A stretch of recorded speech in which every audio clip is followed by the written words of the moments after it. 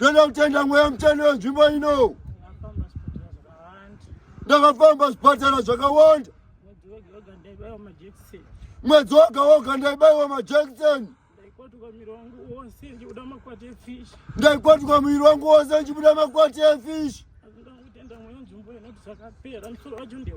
Ndoda kutenda mweya nzvimbo ino kuti zvakapera, musoro wacho ndeuyu.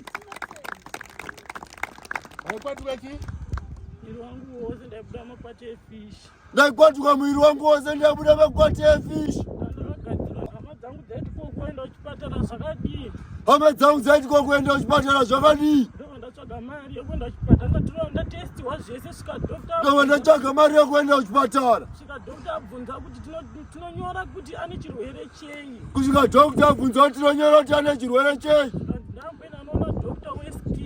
Zvikanzi ngamboenda noona dhokta weskin.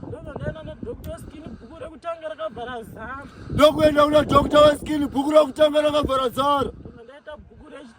Ndobva ndaita bhuku rechitu. Kusvika ndakauya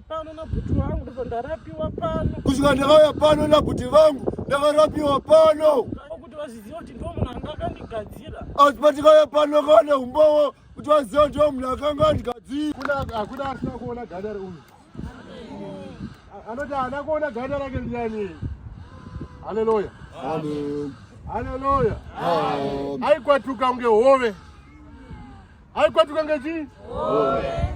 Haleluya. Amen. Saka pekutanga haana kusvinzwisisa akambotiza.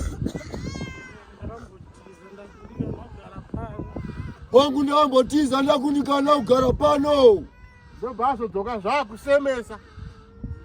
Ndobva adzoka zvakudii? Zvisatarisike. Ndikati chero wakambondiza ndaakukurapa. Amen. Haleluya. Nhasi ari kuchema nekufara. Nhasi ari kuchema nechi? Nekufara.